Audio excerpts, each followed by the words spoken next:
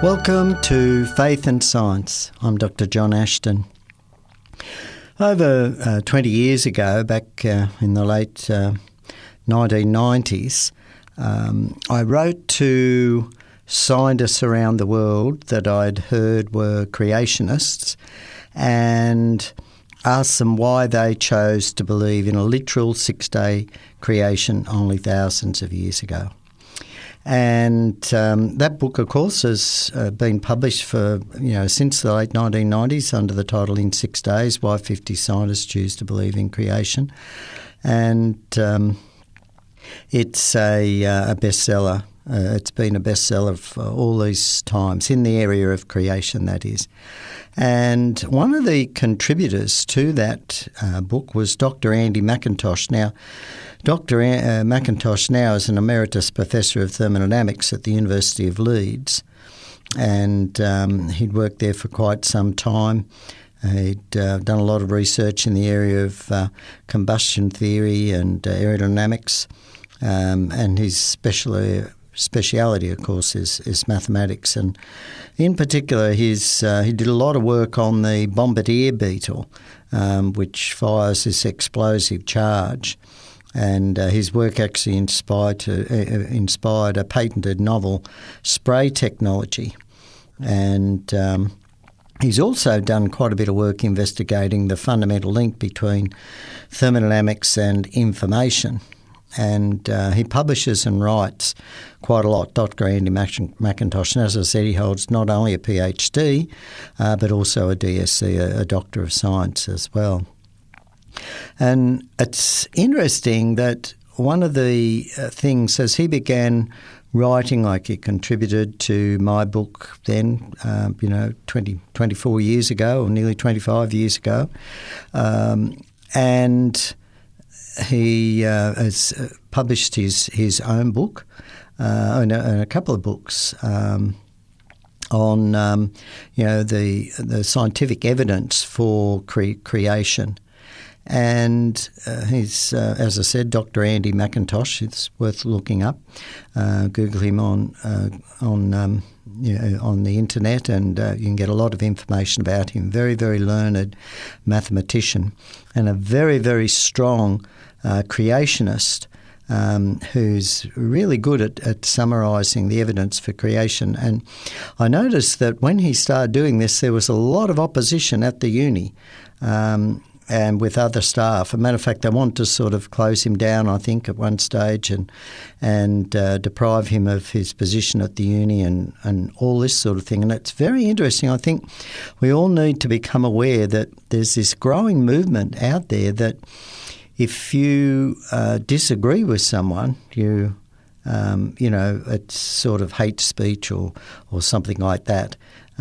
So it's very difficult to voice an opinion now on particularly issues that people deem as being controversial, such as creation versus evolution, and there are other issues as well.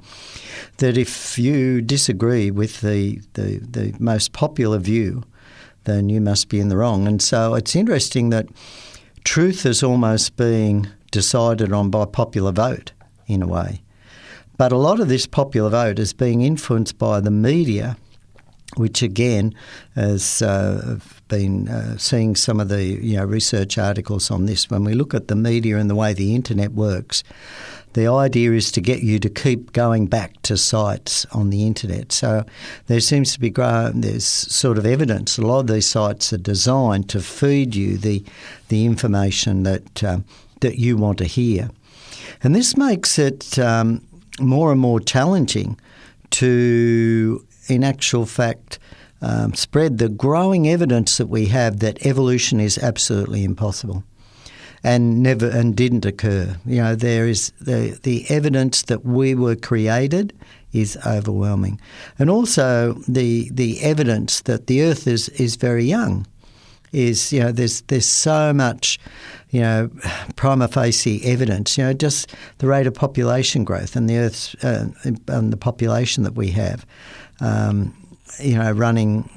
running back again fits with the Earth only being thousands of years old.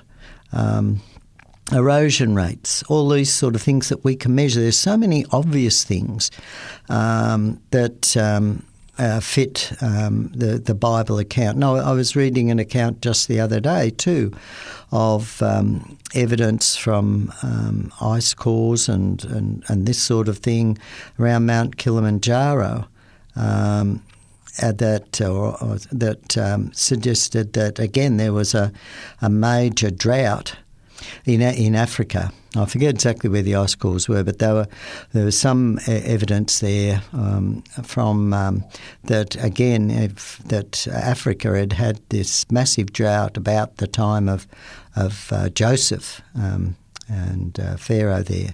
So that was interesting. I'm still following up the research on and the actual evidence for that. But well, historically, when we look at the books of Luke, for example, in the Bible, the dates and the places and the people that they talk about, all verified by secular historical records. And so much of the Bible, the Dead Sea Scrolls, where we have the old manuscripts, copies of old manuscripts that have been preserved, they have the prophecies that were fulfilled. So there's all the time we're just finding more and more evidence to support the historical accuracy of the Bible and to support evidence for supernatural creation. But it seems that there is so much of a delay in getting this information out into the mainstream and certainly into the popular media. I was reading just recently too the story of Mary Slessor, this young woman from, I think she was from Scotland, from somewhere in England anyway, that went to the Congo, or that part of to Africa there. It might have been Nigeria as well, as a single woman back in the 1800s. And converted the cannibal tribes that were there, and a number of missionaries, male missionaries, had been killed beforehand, and but her life and answers to prayer, as she talks about these things. We see so much evidence for the benefit that Christianity has brought to the world. In many ways, the hospitals and so forth. And yet there's this growing evidence that seems to want to, not in our education system, forget all the amazing benefits of Christianity and perhaps look at some of the negative things where people who were called Christians or called themselves Christians did bad things. And we need to know that, of course, that it doesn't fit in with the message that Jesus gave for us to love one another, to feed the hungry, to help the poor, to be fair, to be just, to support justice. These were all the principles of Christianity, of course, that led to Western civilization and led to the abolition of slavery and cannibalism and all these sort of things that were being, one of the things that Mary Slessor put an end to were, child sacrifices. It was thought that if a mother had twins, that one of the babies must have been fathered by was a devil child, must have been fathered by an evil spirit, and so the twins were put to death. So practices like this, Christians played a major role in ending these terrible practices, and yet we're forgetting the role that Christianity and people that were inspired by the Holy Spirit, the influences that they've had on the world. And one of the things I want to talk about this was just recently too. I read an article on the year by Dr. Andy McIntosh, and he brings out some points that I wasn't aware of. I have researched and on the year before, but his article, which he called "Our Created Ear," was published back in 2020 in the Creation magazine. And it's interesting, he quotes a proverb, 20 verse 12, which says, "The hearing ear and the seeing eye, the Lord has made them both." And looking at the ear and how it works becomes, aware straight away when you look at the physical structure of the ear that there's a very intricate process underlying our auditory sense. So auditory sense is one of our senses which is able to take sounds which are mechanical vibrations, they're air, vibrating air molecules, and convert them into signals in our brain. And one of the reasons why McIntosh can, talk as an authority in this area is that he has done a lot of work in mathematics as applied to acoustic engineering, and where he performed actual, primary research on the role of pressure waves with combustion, and that included his research very small variations in pressure called acoustic waves. These waves, of course, are typical of speech. And although small, they can even affect standing frames. And so he did a lot of work on jet engines and working on the safety of jet engines, which again can, under certain conditions which are called resonance, where one object vibrates in sympathy with another, can amplify acoustic waves such that the vibrations actually grow and can even destroy the fan blades in the rotor of a jet engine. But this resonance is actually very important in hearing in the human ear, and particularly in hearing the human voice. So sound is, as I said, vibrating air molecules that cause changes in pressure. So these vibrations or movement of the air cause very small pressure changes, and these pulse. And these little pulses travel through the air and they enter the opening in our ear and they reach the eardrum. And so the result of these really small vibrations of the eardrum are then transferred through 3 tiny bones called ossicles, which are in the middle ear cavity, into the cochlea, which is in the inner ear. And McIntosh writes that each stage of this system is staggering in its complexity. And all mammals have a system where the basic features they're similar to the human ear. But there's large differences between the mammals, even in the shape of the ear canal. And this is interesting because the canal amplifies the transmitting sound. And so the design of the ear canal is shaped to amplify the sound frequencies that are very relevant to that particular species. And so the frequencies at which sound resonates depend on the length, shape and volume of the ear canal.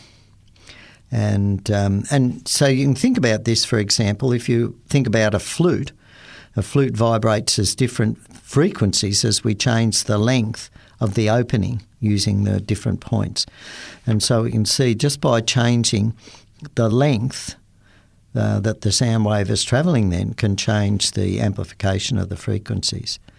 And the human ear canal is about 20 millimetres long. It's interesting, while the cats and dogs have much longer canals, and theirs is bent at right angles to give them a horizontal and vertical component. So their ears are actually designed, cats and dogs are designed to amplify quite different frequencies from ours. The human ear, of course, we can hear over a wide range of sounds from about 20 cycles per second to nearly 20,000 cycles per second, whereas dogs hear from, say, 65 cycles per second to 44,000 cycles per second, so much, much higher, more than double the frequency.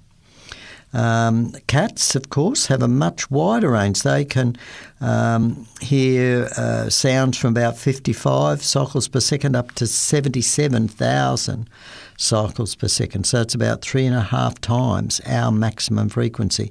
And it's interesting, of course, as we age, we lose the ability to hear these higher sounds. Matter of fact, even in our early 20s, we begin to lose the capability of hearing very high frequencies. So they're frequencies above about 12,000 cycles per second.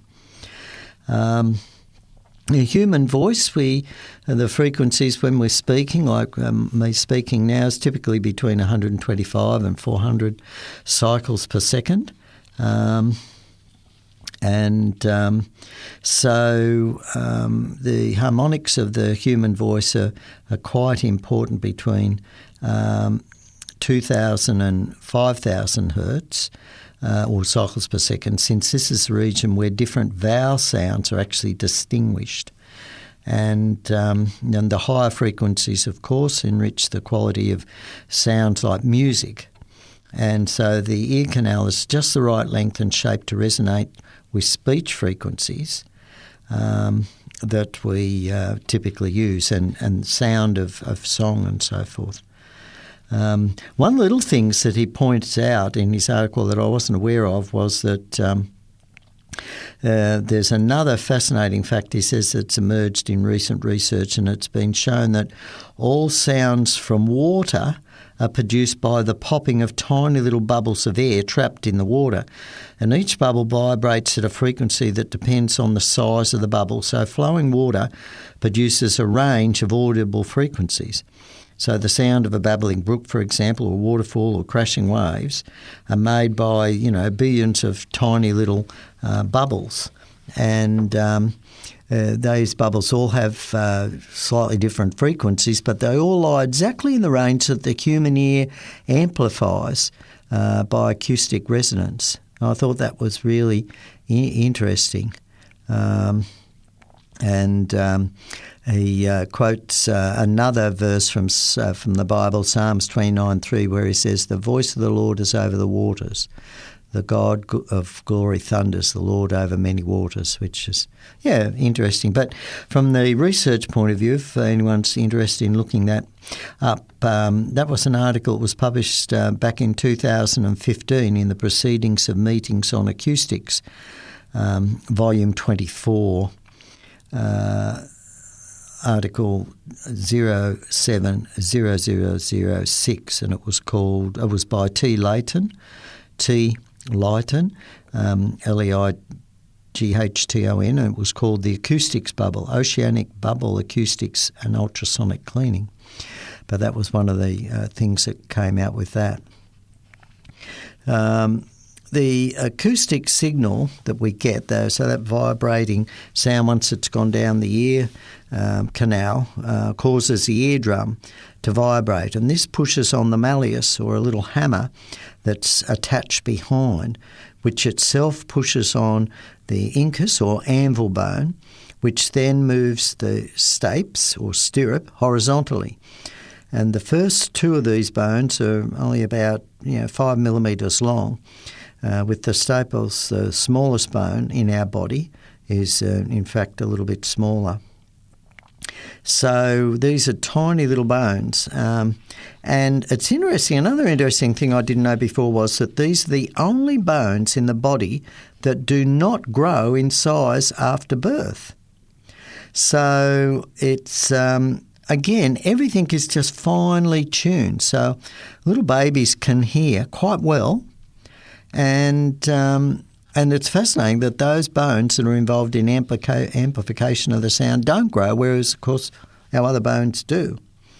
And, of course, believers in evolution try to argue that the upper and lower parts of the jaw bones of a reptile move to become the malleus and incus bones, but they quietly ignore that one of the biggest hurdles of such story is that the jaws of reptiles never stop growing. So you can see that, people are coming up with all these articles and trying to solve the evolution via evolution, the major problem of trying to explain how these things can evolve. And they push forward these explanations when there's obvious evidence that they're absolutely impossible. And this is a classic example. We are born with bones, they don't grow, but in the evolutionary model they say that these bones evolve from bones that actually do grow and increase in size all through life. And again, it really, really frustrates me that the evidence, the overwhelming evidence for creation that is everywhere, is not being pointed out to our young people as they're learning science and particularly biology. Anyway, getting back to the structure of our ear, the ossicle bones need to amplify the signal because it's now going to pass into a liquid medium in the inner ear, which is incompressible. So, because liquid is an impediment to sound, and so this particular incompressible liquid. And each of the three are specially shaped to form a lever mechanism, such as the staples attached to the membrane called the oval window in the cochlea, moves approximately 3 times the distance travelled by the malleus. So there's an amplification there. There is also a 10-fold smaller area being vibrated in the oval window compared to the tympanic membrane of the eardrum, so that the energy transfer involved is almost 100%. So ears are super efficient in transmitting that audible energy. So the stapes acts like a little pump on the oval window of the membrane, and the membrane of the round window expands to compensate for the movement of the liquid inside the cochlea. And so if we were to unwind the cochlea, we'd see a membrane which tapers for higher frequencies inside the cochlea, rather like a xylophone. And so the combined frequencies that come from the oval window vibration are immediately split up into their component frequencies, each causing different parts of the basilar membrane to vibrate. And so this is in effect an instantaneous frequency analyzer, which would make any design engineer marvel. So it's an amazing system that immediately splits the frequencies up. So you can imagine you've got all these combined pressure waves entering the ear, but this is an amazing little machine that then splits those frequencies up into their individual frequencies instantly. As a matter of fact, he draws the analogy. He says it's rather like having a miniature gremlin with concertina skills playing the keyboard in your inner ear. And the final part of the hearing system involves an organ called the corti, which runs along the top of this basilar membrane. Remember, so it's the membrane that splits all the frequencies up into and separates them all. And this has tiny little hairs called stereocilia on it, which send an electrical signal to each frequency, or according to each frequency excited by the incoming signal. So it's amazing that each tiny hair, called a cilium, which is 250 millionths of a millimetre thick, right? 250 millionths of a millimetre thick, or a quarter of a thousandth of a millimetre thick. So they're less than 1/70th of the thickness of the thinnest human hair. And so these tiny little hairs, when disturbed by a special membrane called the tectorial membrane, which touches the cilia above, causes the operation of literally a mechanical spring attached to the top of one hair. And this tiny little spring is only a few nanometres thick and stretches about 100 nanometres long. And so, again, a nanometre is a millionth of a millimetre. And so we're getting down towards the molecular scale. The other end pulls on a tiny trapdoor at the side of an adjacent cilium, one of the smallest examples of mechanical springs. This open trapdoor then allows charged ions in the fluid-filled cochlea to excite ganglion nerves to send the signal to different parts of the cerebral cortex in the brain, depending on whether it is music or speech. For low frequencies, there's one nerve for each change in hertz, so there's a separate nerve for each different cycle per second. In the upper range, there's one nerve for every 2 to 3 cycles per second. So it's sort of there'd be the one nerve for, say, 12,000, 12,001, 12,002 cycles per second, or 12,051, 12,052, 12,053, those individual frequencies. So the human ear splits frequencies up into individual frequencies. You know, when you think about this amazing coordinated design, and it's all encoded in the DNA, evolutionists have to believe, right, that random mutations to the DNA produce this amazing complex system. Random blind mutations to the DNA produce this amazing coordinated system and the mechanisms for building it as the human embryo develops, or any mammal embryo. And so we can see, you know, the evidence is overwhelming for supernatural creation of this amazing machine. Random blind mutations aren't going to produce a complex machine like that works, let alone complex machines for, you know, the other 5,000 plus mammals that there are in the world, plus all the other, you know, reptiles and birds and all their individual hearing as well. That all suits them. We have overwhelming evidence for a supernatural creator designer that we call God. And it really frustrates me that, you know, young people aren't being taught this information, this evidence being pointed out to them in the way that points to the creator. And that's why I would like to encourage, you know, everyone listening to these programs, or if you come across a really good book explaining the evidence for creation, and my book In 6 Days, Why 50 Scientists Choose to Believe in Creation, you can download it free on creation.com. Just do a search for the book and it'll come up there. You can read all the individual chapters by all the scientists. And this information needs to get out, and I would like to really encourage people to put it up on your Facebook pages, on Twitter pages. Tell people about it, that there is evidence out there that there is a creator God. And, of course, details of that creator God are found in the Bible too, as we accumulate evidence all the time for the historical accuracy of the Bible. You've been listening to Faith and Science. I'm Dr. John Ashton. And remember, if you want to re-listen to these programs, just Google 3ABN Australia, all one word, .org.au. Click on the radio button and listen to the Faith and Science program. Have a great day.